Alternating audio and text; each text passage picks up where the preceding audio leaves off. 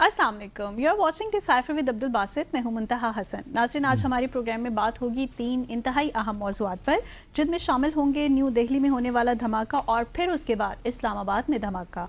और शो के आखिरी हिस्से में हम बात करेंगे कि क्या इंडस वाटर्स ट्रीटीज़ के तहत कोर्ट ऑफ आर्बिट्रेशन ने जो राय दही दी है, क्या वो भारत के नुक्ता नज़र की तायीद करती है। और इसके साथ आगाज़ करेंगे आज के अपने डिसाइफर का। वेलकम बासित साहब। बहुत शुक्रिया मुंतहा, और डिसाइफर देखने वालों को अस्सलाम वालेकुम। इससे पहले कि हम दिल्ली में होने वाले धमाके की बात करें या उस जानिब जाएं, मैं आपसे एक सवाल करना चाहती हूँ। दो कि आई एम फेमिलियर, मुझे पता है कि आप शायद इसका जवाब देने में हिचकिचाहट तो महसूस नहीं करेंगे, लेकिन शायद देना ही नहीं चाहेंगे जवाब, क्योंकि आप जो भी इंटरनल हमारे पॉलिटिकल मामलात हैं उनको अवॉइड करते हैं डिसाइफर में। लेकिन still I want to ask, जवाब दे दें तो बड़ी मेहरबानी, नवाजिश, ना दें तो भी इट्स अप टू यू। कर लूँ सवाल, इजाज़त है? हाँ कर लीजिए। मतलब मुझे क्योंकि डिसाइफर हमारा फॉरेन अफेयर्स पे होता है, तो इसलिए मैं इंटरनल चीज़ों पे गुफ्तगू नहीं करता। लेकिन आप सवाल पूछिए, अगर मैं जवाब देना चाहूँगा तो दे दूंगा। बहुत ही सिंपल सवाल है। प्लीज। ये जो 27वीं आईनी तरमीम हुई है, आप इसको किस तरह से देखते हैं? ये तो आपने बहुत ही मुश्किल सवाल पूछ लिया। देखिए, मैं किस तरह आपको अपना जवाब दूँ। मेरे लिए दो चीज़ें हैं जो अहम हैं। क्योंकि मैं कॉन्स्टिट्यूशनल एक्सपर्ट तो हूँ नहीं, तो ज़्यादा रायज़नी नहीं कर सकता, लेकिन दो चीज़ें अहम हैं। एक तो मेरे हिसाब से कोई शख्स भी मासूम नहीं है और मावराए कानून नहीं हो सकता। पहला सवाल तो यही है। सही। तो जो भी अपने लिए इस्तिस्ना चाहते हैं, वो अपने साथ खुद ज़्यादती करते हैं मेरे ख्याल में। तो एक ये प्रिंसिपल रसूल की बात है। बड़े बड़े हमारे खुलाफाए राशिदीन भी उन्होंने अपने आप को अकाउंटेबिलिटी के लिए पेश किया। तो इस वजह से मैं इसको एज ए प्रिंसिपल देखता हूँ। दूसरा प्रिंसिपल भी यही है कि अदलिया को जो है बिल्कुल आज़ाद होना चाहिए, वो एग्जेक्टिव के इन्फ्लुएंस में नहीं होना चाहिए। अब मुझे नहीं मालूम कि 27वीं तरमीम की वजह से क्या एग्जेक्टिव की जो इंडिपेंडेंस है वो कंप्रोमाइज़ हुई है, नहीं हुई। आई कांट से मच, लेकिन ये दो प्रिंसिपल्स मेरे लिए इम्पोर्टेंट हैं। तो इसी कॉन्टेक्स्ट में मैं 27वीं तरमीम को देखता हूँ। और कुछ नहीं कहेंगे? बहुत कुछ। That's it. बस काफ़ी है ना जो कह दिया। समझ गए हम। राइट। सो अब जो ये दिल्ली में धमाका हुआ है, क्या ये वाकई फॉल्स फ्लैग था या कि हकीकत में एक दहशतगर्दाना कार्रवाई थी? देखिए, अगर आप भारत का मीडिया देखिए तो लगता तो यही है कि ये एक बहुत बड़ी साजिश थी भारत के ख़िलाफ़, और सिर्फ ये न्यू दिल्ली के धमाके तक महदूद नहीं थी। और अगर इस साजिश को बेनकाब न किया जाता, न पकड़ा जाता, तो ये मकबूजा जम्मू और कश्मीर से लेकर पता नहीं कहाँ तक एक सीरीज़ ऑफ धमाका होना था। वो गुजरात में भी होने थे, उत्तर प्रदेश में भी होने थे, हरियाणा में भी होने थे, और कहाँ नहीं होने थे, बकौल भारतीय मीडिया के। और उसकी सारी जो जिम्मेदारी है वो आ जाती है जैश मोहम्मद पाकिस्तान पर। तो मीडिया से तो यही तासुर मिलता है कि पाकिस्तान एक बहुत बड़ी साजिश की है और वो भारत में एक धमाकों की सीरीज़ करवाना चाहता था। और अब वक्त आ गया है कि जो प्राइम मिनिस्टर मोदी ने कहा था कि any act of terrorism would be considered as an act of war, तो मोदी साहब को फौरी तौर पे पाकिस्तान पर हमला कर देना चाहिए और स्कोर सेटल कर देना चाहिए। भारत का मीडिया अगर आप देखिए तो उन्होंने अपना फैसला सुना दिया है कि ये एक साजिश थी, पाकिस्तान इसके बिल्कुल पीछे था और जैश मोहम्मद भी इसके पीछे था। लेकिन भारत की जो हुकूमत है वो इस बार बड़ी मोहतात थी। पहलगाम की तरह जिस तरह उन्होंने 5 मिनट के अंदर सारा इल्ज़ाम पाकिस्तान पे लगाया, और फॉल्स फ्लैग था चूँकि वो, और वो पाकिस्तान पे हमला भी करना चाहते थे, तो उन्होंने पूरा ग्राउंड बनाया जी।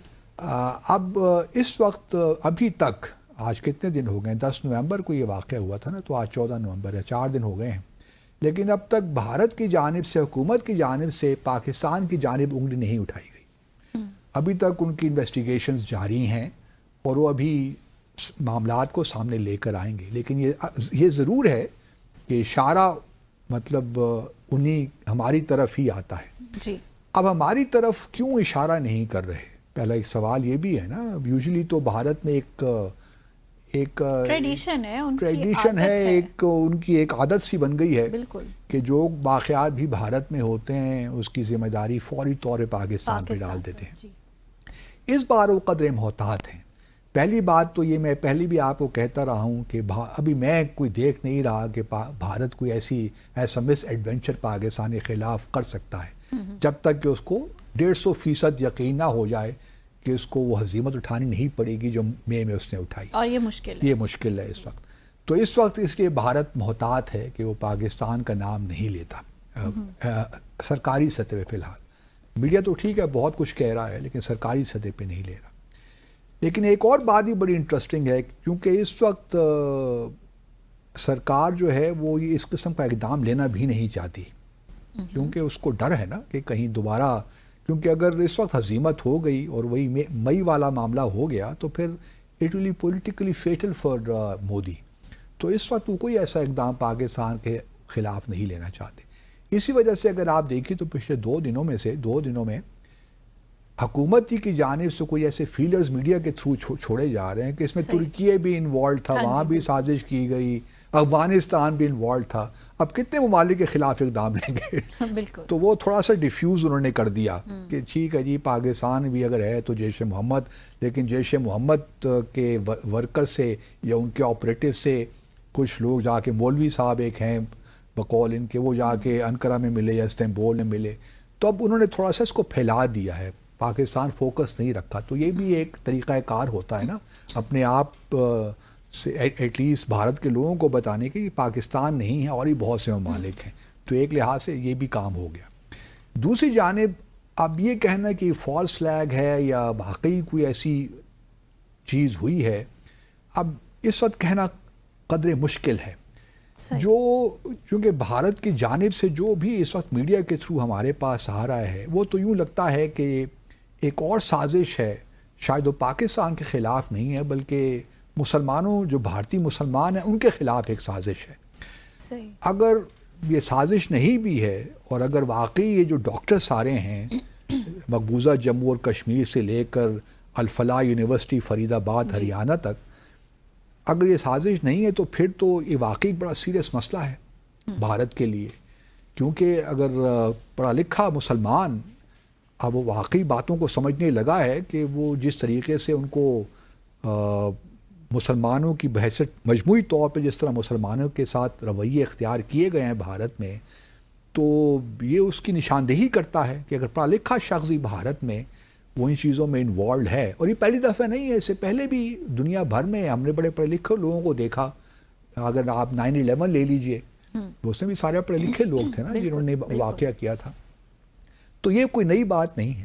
لیکن بھارت کے اندر مجھے لگتا ہے کہ اب ایک 2 چیزیں اس کے ساتھ ہو رہی ہیں. ایک تو مسلمان بھارت کا پہلے ہی مارجنلائز تھا، اب اس پہ اور سختیاں ہوں گی. وہ پہلے ہی سیکنڈ کلاس سٹیزن تھا، اب اس کو اور. یہ بھی ایک طریقہ کار ہے کہ مسلمانوں کو مزید سوشلی اور مطلب ایک ایجوکیشن وائز بھی ان کو پیچھے رکھا جائے تاکہ وہ آگے نہ آ سکیں. اب اسی وجہ سے دیکھیے نا فوری طور پہ جو الفلاح یونیورسٹی تھی جو کہ مسلمانوں کا انیشیٹو تھا، گو کہ ان کے وائس چانسلر اس وقت ایک ہندو ہیں، لیکن یہ 2006 یا 2009 میں انجینئرنگ کالج تھا، پھر یہ 2014 میں اس کو یونیورسٹی کا درجہ دے دیا گیا. تو جو جس علاقے میں یہ ہے فرید آباد میں، وہاں پہ بڑی مائنورٹی زیادہ رہتی ہیں، مسلم علاقہ بھی ہے، غربت بھی ہے، تو ان کے لیے ایک بہت بڑی یہ چیز تھی. لیکن جو ہی یہ واقعہ ہوا تو اس کے 2 دن بعد جو انڈین ایسوسیشن آف یونیورسٹیز ہے انہوں نے اس یونیورسٹی کی جو ہے ممبرشپ کو ریووک کر دیا. اب یہ صرف بات یہاں تک محدود نہیں رہی کیونکہ بات ہو رہی ہے، اگر آپ بھارت کا میڈیا دیکھیں نا تو ریڈیکلائزیشن آف انڈین مسلمز کی بات ہو رہی ہے، جس کا مطلب یہ ہے کہ یہ اب کنیکشنز ڈھونڈ رہے ہیں علی گڑھ یونیورسٹی میں بھی، ساتھ ساتھ جو اسلامیہ جامعہ ملیہ ہے اپنے ادھر نیو دہلی میں، ادھر بھی جائیں گے. اور پھر عثمانیہ یونیورسٹی حیدرآباد میں، جو 3 میجر یونیورسٹیز ہیں نا مسلمانوں کی، اس میں ہندو بھی ہیں نوجوان، لیکن جامعہ ملیہ اسلامیہ نیو دہلی میں مجھے بھی جانے کا وہاں اتفاق ہوا ہے بہت دفعے. تو یہ تو 2-3 امپورٹنٹ یونیورسٹیز ہیں مسلمانوں کی، پھر دیوبند ہے، پھر ندوہ ہے، یہ سارے مسلمانوں کے انسٹیٹیوشنز ہیں. تو اب مسلمانوں کی جو یونیورسٹیز ہیں پہلے تو ان کو کریں گے، دباؤ ڈالیں گے. جس طرح یہ الفلاح یونیورسٹی کے جو چیئرمین ہیں جاوید احمد صدیقی صاحب، ان کے خلاف بھی کوئی مقدمہ دائر کر دیا ہے 7 کروڑ روپے کا. جس دن یہ واقعہ ہوا اس سے اگلے 2 دن بعد ہی ابھی ان کو یاد آ گیا کہ انہوں نے کوئی خرد برد کی ہے اور 7 کروڑ کا مقدمہ ان پہ بنا دیا ہے. اسی طرح اب آپ دیکھیں گے کہ علی گڑھ یونیورسٹی، یہ جو ہے نیو دہلی میں ملیہ یونیورسٹی ہے، اس میں عثمانیہ یونیورسٹی اور جتنے بھی مدارس ہیں پورے بھارت میں، ان پہ اور سختی آئے گی اور مسلمانوں کو اور ڈیفینسو پہ لایا جائے گا. تو ایک تو یہ بڑا واضح ہے بھارت کی یہ پالیسی. دوسری جانب اگر آپ دیکھیے تو کیونکہ جو ڈاکٹر عمر نبی ہیں، جو بقول ان کے دہشت گردی کے معاملات میں جس نے خودکش حملہ کیا اپنے آپ کو گاڑی میں، اس کا پلوامہ سے تعلق جوڑا. پلوامہ کے ایک مولوی صاحب ہیں عرفان صاحب، ان کا بھی سے تو مقبوضہ جموں اور کشمیر مزید آپریشن، بلکہ مولانا یہ ڈاکٹر عمر نبی ہے اس کا تو گھر بھی مسمار کر دیا. مطلب یہ کہاں کا انصاف ہے کہ اس گھر میں صرف وہ تو نہیں رہتا نا، اس کے ماں باپ بھی ہوں گے، بہن بھائی بھی ہوں گے. اگر ایک شخص چلے ہم مان بھی لیتے ہیں دہشت گرد ہے، تو آپ کو کس نے اختیار دیا کہ آپ اسے گھر کو ہی مسمار کر دیں؟ تو یہ اب اور یہ ڈاکٹر محبوبہ مفتی نے کہا بھی ہے اپنے ایک انٹرویو میں، جو پی ڈی پی کی چیئرپرسن ہے، کہ یہ دیکھیے لمیٹڈ ایکشن کی پردے میں آپ پورے جموں و کشمیر کو، مقبوضہ جموں اور کشمیر کے لوگوں کو آپ اس طرح کر رہے ہیں. تو یا وہاں بھی پہلے تھا نا کہ اسٹیٹ کا درجہ دے دیں، وہ بھی نہیں ہو پائے گا. خیر اس سے کوئی فرق نہیں بھی پڑتا، لیکن یہ ہے کہ مزید جو آپریشن ہوگا مقبوضہ جموں اور کشمیر میں، اور جو مسلمانوں کو جو مظالم ہیں بھارت کے مسلمانوں کو، ان پہ اور یہ مظالم بڑھیں گے. جہاں تک تعلق پاکستان کو جوڑنے کی بات ہے، آفیشلی تو نہیں جوڑا گیا، لیکن ایک تاثر دینے کی تو کوشش کی جا رہی ہے نا. تو یہ بھی بتانے کی کوشش کی جا رہی ہوگی امریکہ کو. ابھی مارکو روبیو اور جے شنکر کی ملاقات بھی ہوئی ہے کینیڈا میں، تو وہاں ان کو یہ کہا ہوگا کہ دیکھیے جی پاکستان نے پھر کر دیا، لیکن ہم آپ کی خاطر ابھی کچھ اقدامات نہیں لے رہے. لیکن پاکستان کو وہ دہشت گردی کا جو نیریٹو ہے بھارت کا، کراس بارڈر ٹیررزم، اس کے تحت یہ کہانی اب نیریٹو کو ری انفورس کرنا تو چاہتے ہیں نا کہ نیریٹو الائیو رہے. لیکن میں ابھی یہ نہیں کہتا کہ یہ فالس فلیگ ہے، کیونکہ کہہ رہے ہیں کہ 3000 kg ایکسپلوسو، ہائیلی ایکسپلوسوز پکڑ انہوں نے لیے ہیں الفلاح یونیورسٹی سے. اور یہ کہاں کہاں ان کے لنکس تھے اور کنیکشنز تھے، اور بلکہ لکھنؤ میں خاتون بھی وہ بھی پکڑی گئیں. تو اب یہ بھارت کے اندر کا مسئلہ تو ہے، لیکن اب یہ اور اس کو نام یہ دے رہے ہیں کہ جی ہندو تو بڑے پیسفل لوگ ہیں، ہندو تو دہشت گرد نہیں ہیں، سو آن اینڈ سو فورتھ. صرف مسلمانوں میں کیوں ریڈیکلائزیشن ہے؟ خیر ہندوؤں میں بھی زبردست ریڈیکلائزیشن ہے. سمجھوتا ایکسپریس بھارتی دہشت گردوں نے نہیں کیا، آر ایس ایس کے لوگوں نے ہی کیا تھا نا. تو بہرحال یہ کہانی ہے، دیکھتے ہیں کہ فالس فلیگ تھا حقیقت ہی، چیزیں سامنے آئی جائیں گی. بالکل. So let's take a short commercial break hair.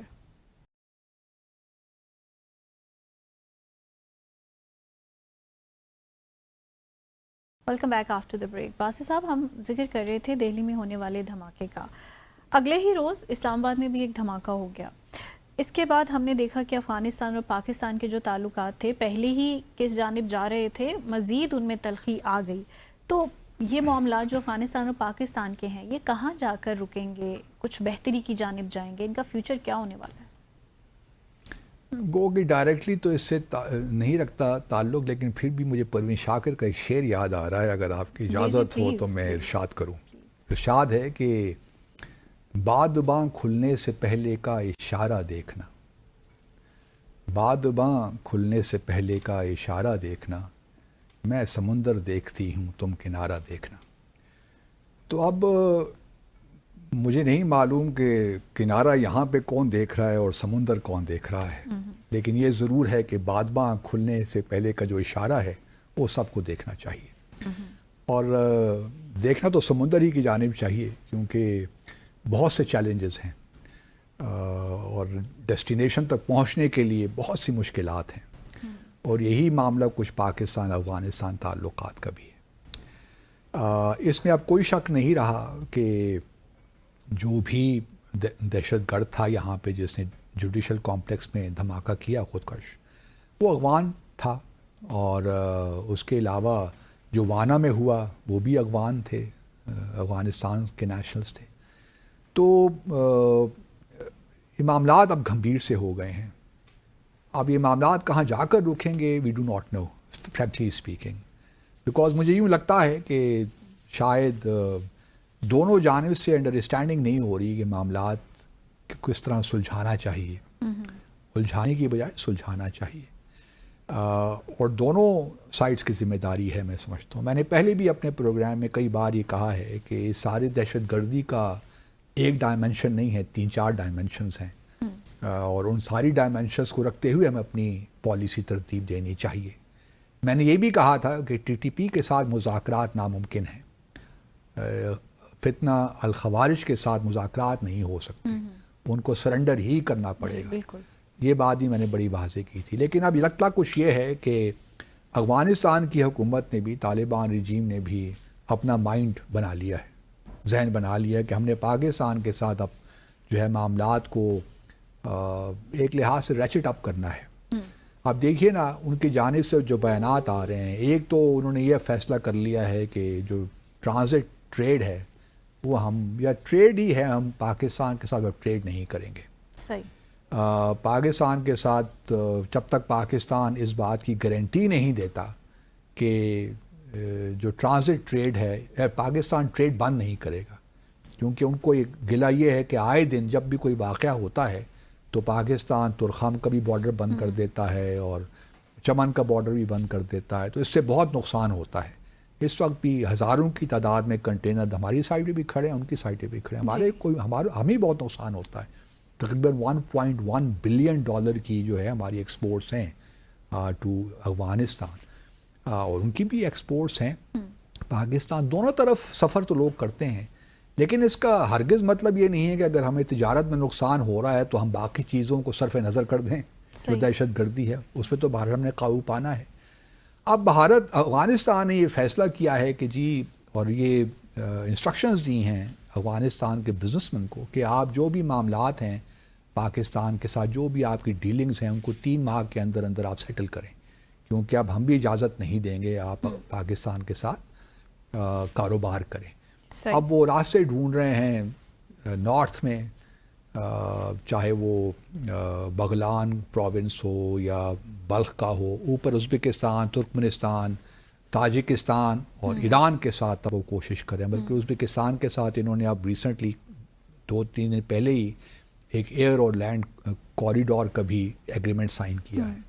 تو ان کا معاملہ یہ ہے کہ جی ہماری جو ایکسپورٹس ہیں وہ ساری اب جائیں گی ایران, اور پھر وایا ایران ہم دیکھیں گے کہ کیونکہ ایران کے ذریعے پاکستان بھی آنے کی کوشش ہو رہی ہے نا, تفتان کے ذریعے ایران جاتی ہیں پھر پاکستان, لیکن ہمارے حکام انہوں نے وہ امپورٹس جو تھی وہ روک دی کہ افغانستان سے اوریجنیٹ ہوئی ہیں. تو اب معاملات تو ہیں بہت خراب, اس میں کوئی شک نہیں ہے. صحیح. اب پاکستان کیا کر سکتا ہے؟ میں نے تو دیکھیے پہلے بھی یہ کہا تھا کہ 2-3 چیزیں اگر آپ کر لیں. پہلے تو یہ ترکی اور قطر پہ اتنا انحصار نہیں کرنا چاہیے تھا, ان کا کوئی اتنا کلاؤٹ نہیں ہے. ٹھیک ہے, قطر نے ایک زمانہ تھا کہ وہاں پہ طالبان کو ایک آفس کھول کے دیا ہوا تھا, اور پھر مذاکرات بھی یو ایس کے ساتھ وہیں ہوئے تھے, اور پھر جو ایگریمنٹ تھا دوحہ ایکارڈز وہ بھی وہاں پہ ہوا تھا 29 فروری 2020 کو. لیکن اس طرح کلاؤڈ نہیں ہے ان کی. اب کوئی اس طرح انگیجمنٹ یا انوالومنٹ نہیں ہے افغانستان میں. جو افغانستان طالبان گورنمنٹ کے لیے ایک اہم ایکٹر ہو سکتا ہے وہ چائنا ہے. آپ کو یاد ہوگا کہ میں نے پہلے بھی کہا تھا کہ جو ٹرائی لیٹرل پروسیس ہے اس کو ایکٹیویٹ کیجئے, اس کے تحت چیزوں کو ڈالیے, تاکہ طالبان کو یہ محسوس ہو کہ چائنا ایک امپورٹنٹ پلیئر ہے دنیا میں نا, وہ لے کر معاملات کو آگے لے کر جا سکتا ہے. لیکن جس دن, کیونکہ 3 راؤنڈز آف جو ٹاکس تھے, ایک دوحہ میں اور پھر 2 استنبول, وہ تو ناکام ہو گئے. پھر اس ترکی کی ایک ٹیم نے آنا تھا یہاں پاکستان, اسی ان کے آنے سے پہلے یہ دھماکہ ہو گیا, تو معاملات پھر آگے نہیں چلے. تو وہ ٹیم آئی نہیں, as a matter of fact دھماکہ ہو گیا تو بات ختم ہو گئی نا. تو اس وجہ سے یہ معاملات اب بہت بگڑ گئے ہیں. اچھا, طالبان کی حکومت کا ایک یہ بھی ہے کہ جی یہ, بلکہ انہوں نے کہا کہ ہماری حکومت نے ایک ڈیمانڈ کی کہ آپ فتویٰ دیجیے ٹی ٹی پی کے خلاف. ان کو کہیے کہ جو جنگ ہے, جو آپ سو کالڈ جہاد لڑ رہے ہیں پاکستان کے خلاف, یہ حرام ہے اور کسی طور بھی اس کی اجازت نہیں دی جا سکتی. ان کا کہنا یہ ہے کہ جی ہمارے جو امیر المومنین ہیں ہیبت اللہ خان زادہ صاحب، وہ کوئی مفتی تو ہے نہیں، وہ تو ہمارے امیر ہیں، فتویٰ دینا ان کا کام نہیں ہے. چلیے آپ یہ فتویٰ نہ دیجئے، وہ آپ کے امیر المومنین ہیں اور ٹی ٹی پی نے بھی ان پہ بیعت کی ہوئی ہے، جی تو یہ آرڈر تو دے سکتے ہیں نا کہ جی آئندہ سے آپ نے پاکستان کے خلاف کوئی کارروائی نہیں کرنی. گو کہ 2023 میں یہ جو سراج الدین حقانی انہوں نے کہیں کہا تھا، جہاں تک مجھے یاد پڑتا ہے، کہ ہیبت اللہ خانزادہ نے بڑے واضح طور پہ یہ کہا ہوا ہے کہ ٹی ٹی پی کوئی کارروائی پاکستان کے خلاف نہیں کرے گی، اور اگر یہ کارروائی کرے گی تو اس کو حرام قرار دے دیا جائے گا. لیکن وہ اتنا فورسفلی اس کو امپلیمنٹ نہیں کیا گیا. اب ہیبت اللہ خانزادہ صاحب اور نہیں تو یہ فتویٰ بے شک نہ دیں، لیکن ایک آرڈر تو ایشو کر سکتے ہیں، جس طرح حقانی صاحب کہتے ہیں، یا ان کے ابھی جو انٹیریئر منسٹری میں جو منسٹر آف اسٹیٹ ان کا ایک بیان ہے کہ جی وہ فتویٰ نہیں دیتے لیکن وہ صرف آرڈر دیتے ہیں. تو یہ آرڈر تو وہ ان کو دے سکتے ہیں نا، فتویٰ بھلے نہ دیں، آرڈر دے دیں ٹی ٹی پی کو کہ جی آپ نے آئندہ سے کوئی کارروائی نہیں کرنی، اور یہ ریٹرن میں پاکستان کو دے دیں یا خود ایکسپریس کر دیں، ایک پریس ریلیز ایشو کر دیں. ہیبت اللہ خانزادہ نہیں آنا چاہیے نا ان کو نا. اگر وہ کہتے ہیں کہ ٹی ٹی پی میں ان کی کوئی انوالومنٹ نہیں ہے، یا وہ نہیں چاہتے ٹی ٹی پی کو کہ پاکستان کے خلاف کوئی ایکشن لیں، تو پھر ان کو اس قسم کی کوئی بات تو کرنی پڑے گی نا، تاکہ پاکستان کو ایشورنس تو کوئی ملے. دوسری جانب کچھ لوگوں کا یہ بھی اب خیال پیدا ہو رہا ہے کہ جی بہت ہو گیا، اناف از اناف، اب تو پاکستان کو بفر زون بنا لینا چاہیے اپنے درمیان اور افغانستان کے درمیان. یہ بھی ایک پروپوزل اور یہ کوئی نئی بات نہیں ہے. اگر آپ ترکیے کو دیکھیے، جب سیریا میں شام میں حالات خراب ہوئے تھے اور کردستان کا معاملہ بھی گرم تھا، تو ترکیے نے بفر زون بنا لیا تھا سیریا اور اپنے درمیان، تاکہ وہاں سے کاروائیاں نہ ہوں، اور جو کاروائیاں ہوں تو ان کو سیریا کی سرزمین پہ ہی روکے. تو اس قسم کا یہاں بھی ایک ایکسپیریمنٹ کہتے ہیں ہو سکتا ہے، لیکن میرا اپنا خیال یہ ہے کہ بہت مشکل ہوگا. اگر آپ ٹرین دیکھیے اور پھر 2600 kilometre long border, it would not be that easy. اور اگر ہم یہاں بہت زیادہ انوالوڈ ہو گئے تو ہمارے لیے پھر انڈیا بھی تو ایک خطرہ ہے نا. وہ کہ خواجہ آصف ہمارے ڈیفنس منسٹر تو کہتے ہیں کہ ٹو فرنٹ سچویشنز ہمیں کوئی خطرہ نہیں ہے، we can manage the both. I hope so and I genuinely hope کہ یہی صورتحال ہے. لیکن کسی ملک کے لیے بھی ٹو فرنٹ سچویشن اچھی نہیں ہوتی، چاہے وہ چائنا ہی کیوں نہ ہو یا امریکہ کیوں نہ ہو. تو یہ کوئی اچھی صورتحال نہیں ہے پاکستان کے لیے. اسی لیے میں ابھی بھی یہی انسسٹ کروں گا کہ بیہائنڈ دا سینز انگیجمنٹ ہو. دیکھیے بہت سی چیزیں فرنٹ ڈپلومیسی میں نہیں ہو سکتی، بہت سی چیزیں آپ ڈیلیور کر لیتے ہیں، یا بہت سی چیزیں آپ اچیو کر لیتے ہیں آبجیکٹیوز، اگر آپ بیہائنڈ دا سینز سائلنٹ سب روزہ ڈپلومیسی جسے ہم کہتے ہیں، وہ اگر ہم کریں تو اس کے بڑے فوائد ہوں گے. اور سب سے زیادہ ضروری یہ ہے کہ ہمیں تھوڑا سا سائیکی افغانستان کی سمجھنی چاہیے. ہم بار بار دیکھیے افغانستان کے ساتھ حالات بہت خراب ہیں، ان کے ایسٹس فریز ہو چکے ہیں اکنامیکلی. بلکہ ابھی یو این کی ایک رپورٹ میں دیکھ رہا تھا، اس میں یہ کہہ رہے ہیں کہ 10 میں سے 9 جو افغانستان میں فیملیز ہیں وہ بیچاری بھوکی جاتی ہیں رات کے وقت اپنے بستر پر سونے کے لیے. تو اکنامیکلی، لیکن they are not losing anything, وہ تو اب اس سے یوز ٹو ہو گئے ہیں. ٹھیک ہے افغانستان کے پاس کوئی کیپیبلٹی بھی نہیں ہے کہ وہ آپ کے ساتھ کنونشنل وار لڑ سکیں، لیکن ان کی اسٹرینتھ اے سیمیٹریکل یا گریلا وارفیئر ہی ہے نا، اسے ہی فائدہ اٹھا کے آپ کو ڈی اسٹیبلائز کریں گے. وہ تو آپ کے ساتھ کنونشنل وار لڑنا بھی نہیں چاہتے. آپ کس حد تک ان کو ڈسٹرائے کر سکتے ہیں آئی ڈو ناٹ نو. اس سے پہلے بھی ہم نے دیکھا امریکہ نے کتنا لیتھیلٹی کے ساتھ آپریشنز کیے، لیکن طالبان کو ڈسٹرائے تو نہیں کر سکے نا. تو یہ تمام وہ باتیں جو ہمیں سامنے رکھنی چاہیے، اور ایک صحیح ویل کیلیبریٹڈ طریقے سے آگے بڑھنا چاہیے. جو صبح شام ہم اسٹیٹمنٹس دیتے رہتے ہیں یہ مناسب نہیں ہیں. تو یہی میرا ویو پوائنٹ تو یہی ہے. سو یہاں لیں گے مختصر سا وقفہ، بریک کے بعد واپس آئیں گے اور شامل کریں گے دیگر اہم موضوعات.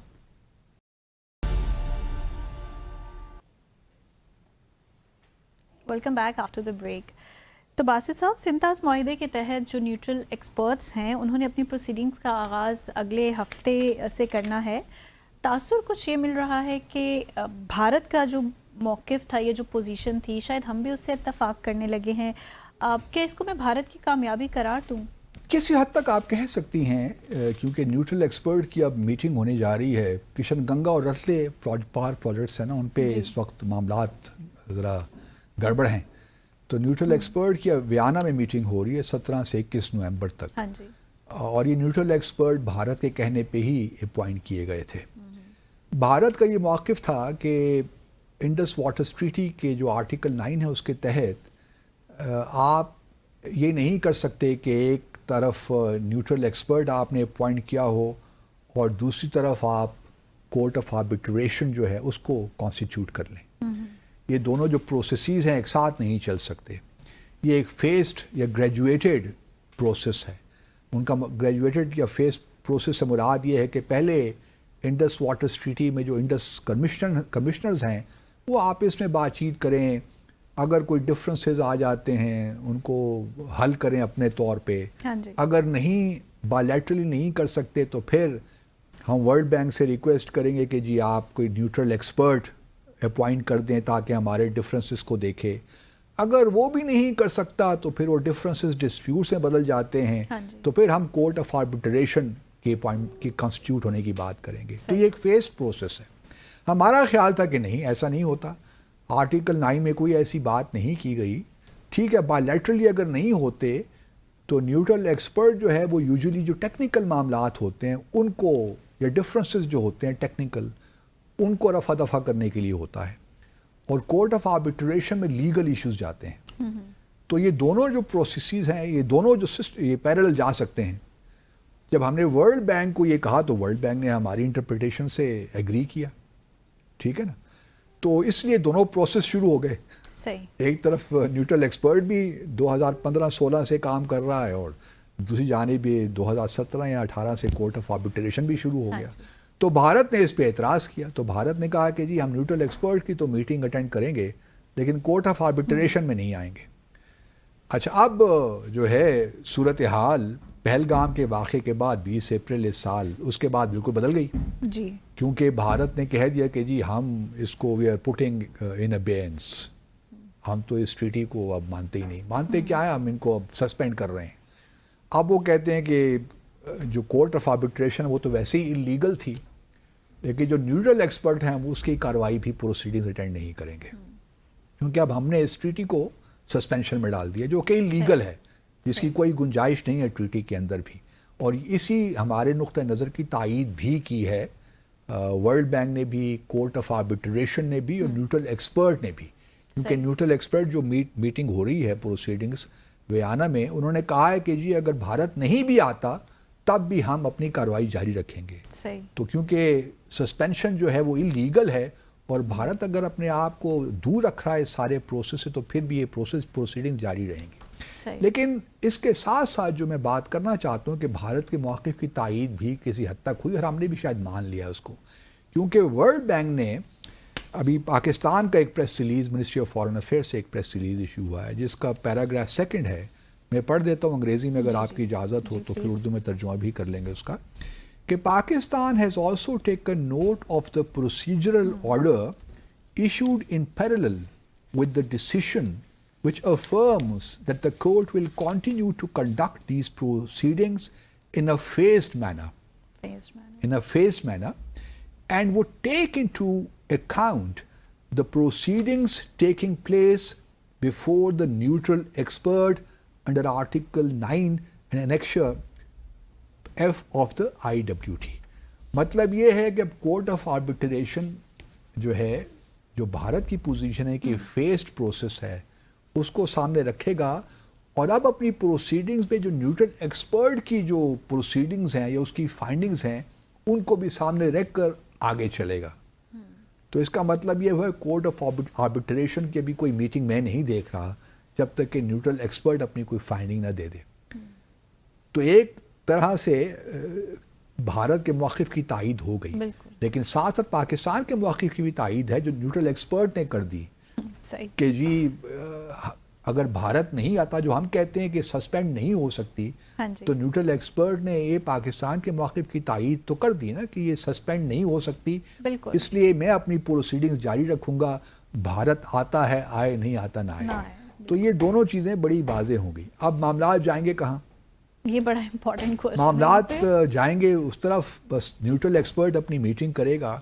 اور یہ بہت ممکن ہے کہ جو کشن گنگا اور رتلے پار پروجیکٹس ہیں اس میں بھارت کا جو موقف ہے اس کی تائید ہو جائے. جو پاکستان نے آبجیکشنز ریز کیے ہیں اس پہ وہ تھوڑا بہت پاکستان کو یہ کہیں کہ آپ کا موقف درست نہیں ہے ان پروجیکٹس کے بارے میں. صحیح. تو بھارت کو تھوڑا سا انکریج کرنے کے لیے کہ وہ واپس اس ٹریٹی کی جانب آئیں. تو یہ ایک ہو سکتا ہے.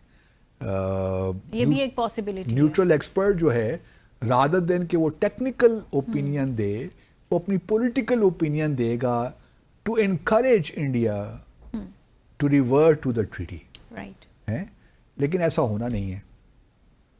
نیوٹرل ایکسپرٹ اگر دے بھی دے گا تو اس کے بعد پھر کورٹ آف آربیٹریشن بھی ممکن ہے کہ بھارت کے جو ہمارے آبجیکشنز ہیں رتلے پاور پروجیکٹ پہ یا کشن گنگا پاور پروجیکٹ پہ، ہمارے آبجیکشنز کو وہ رد کر دیں یا پولائٹلی تھوڑا بہت ہمیں ایکوموڈیٹ کر کے بہرحال بھارت کی پوزیشن کو انڈورس کر دیں. ممکن ہے. کیا بھارت اس سے ہی واپس آ جائے گا؟ میرا اپنا خیال ہے نہیں آئے گا. کیونکہ بھارت نے، جو میری اسیسمنٹ ہے، اینڈ آئی ہوپ کہ آئی ایم رانگ، کیونکہ یہ بڑا سیریس میٹر ہے ہمارے لیے. ہاں جی. بھارت اس وقت جو اس نے پوزیشن لی ہوئی ہے نا، وہ اس طرف لے کر جا رہی ہے سارے معاملات کو جہاں وہ IWT کو یا سنتاس معاہدے کو ہمیشہ کے لیے ڈسفنکشنل کرنا چاہتا ہے. صحیح. تاکہ یہ ٹریٹی ختم ہو جائے، یہ بالکل ختم ہو جائے اس پہ. اور اگر یہ ختم نہیں ہوتی تو اگلے 5-10 سال جب تک کم از کم مودی صاحب موجود ہیں اس وقت یہ تمام وہ پروجیکٹس کرنا شروع کر دیں، چاہے وہ کشن گنگا ہے، رتلے ہے، باقی اور ہی بہت سے پروجیکٹس انہوں نے شروع کر رکھے ہیں. جس طرح ایک چناب پہ جو ہے، مجھے نام اس کا بھول گیا کنال کا، جو کہ چناب پہ بنا رہے ہیں، اس کو وہ ایکسٹینڈ کر رہے ہیں 60 سے 120 کلومیٹر تک لے کر جا رہے ہیں تاکہ پانی بھارت میں لایا جا سکے مقبوضہ جموں اور کشمیر کا. یعنی ہمارا پانی مقبوضہ جموں اور کشمیر کے چلیے اس پہ استعمال کرنے کی اجازت ہے 20% کے قریب، 3.4 ملین ایکڑ فیٹ، لیکن یہ بھارت کے لیے تو استعمال کرنے کے لیے نہیں ہے نا. بھارت کو تو ہم نے وہ تین مغربی دریا دیے ہوئے ہیں، سچلت، بیاس اور راوی، اس کا پانی آپ استعمال کریں. لیکن اب جو ایسٹرن ریورز ہیں اس کا پانی بھی بھارت میں جا کر استعمال ہونے والا ہے. تو بھارت اپنے تمام وہ سارے منصوبے اور جو انفراسٹرکچر ہے مقبوضہ جموں اور کشمیر کے اندر کہ کس طرح پاکستان کا پانی روکا جائے، ابھی تو وہ انفراسٹرکچر موجود نہیں ہے نا انفراسٹرکچر، لیکن اگلے 5-10 سالوں میں یہ سب چیزیں ڈیولپ ہو سکتی ہیں اور بخوبی ڈیولپ ہو سکتی ہیں اگر بھارت چار آئے. تو یہ انفراسٹرکچر ڈیولپ کرنے کے بعد تو پھر ہمارے لیے تو ایک ہی راستہ بچے گا نا کہ جب بھی معاملات اگر ہمارے پانی روکا گیا، 133 ملین ایکڑ فیٹ جو ہمیں ملتا ہے اس میں کوئی کمی آئی تو پھر ہمارے پاس اور کیا راستہ بچے گا اس کے علاوہ کہ ہم جو بھی ڈیمز بنیں گے جہاں بھی بنے جو ہمارا پانی روکیں گے تو ہم ان کو ہی تباہ کریں. وہ تو ہمارے لیے تو پانی تو مسئلہ ہے نا ہمارے سروائیول کا، یہ کوئی عام بات تو نہیں ہے. اس وجہ سے ہمارے لیے پھر آپشن 133 ملین ایکڑ فیٹ جو ہمیں ملتا ہے اس میں کوئی کمی آئی تو پھر ہمارے پاس اور کیا راستہ بچے گا اس کے علاوہ کہ ہم جو بھی ڈیمز بنیں گے جہاں بھی بنے جو ہمارا پانی روکیں گے تو ہم ان کو ہی تباہ کریں. وہ تو ہمارے لیے تو پانی تو مسئلہ ہے نا ہمارے سروائیول کا، یہ کوئی عام بات تو نہیں ہے. اس وجہ سے ہمارے لیے پھر آپشنز بڑے محدود ہو جائیں گے. میرا اپنا خیال ہے کہ بھارت کو اس بات کا احساس ہے. میرا نہیں خیال کہ کوئی ایسا میں نہیں دیکھ رہا وہ حالات کہ جہاں بھارت ہمارا پانی بند کر دے گا. بھارت البتہ اپنا جو اس کا 20% پانی جو ابھی وہ استعمال نہیں کر رہا اس پہ ڈیفینیٹلی وہ اس کو استعمال کرے گا. صحیح. اور باقی جو راوی وغیرہ سے پانی ہمیں ملتا ہے اس کو بھی شاید بند کرنے کی کوشش وہ کرے اور پھر سیلاب وغیرہ کے دنوں میں پریشان کرے جب ہمارا اور جو پانی کی ضرورت ہوتی ہے اس وقت پانی بند کر دے. یہ چیزیں کر سکتا ہے، ہمیں ڈیٹا ہمارے ساتھ شیئر نہ کرے، لیکن مستقل طور پہ ہمارا پانی بند کر دے یہ مجھے نہیں لگتا کہ بھارت کی پالیسی ہے. صحیح صحیح. کیونکہ اس سے بہت سی انٹرنیشنل لا بھی ہے, پھر چین اپر رائپیرین ہے, اور بہت سے ایشوز ہیں. تو اس وجہ سے بھارت اس حد تک نہیں جائے گا کہ جہاں پاکستان کو اس کو یہ تھریٹ ہو جائے کہ پاکستان اب وار کی صورت میں جا رہا ہے. صحیح صحیح.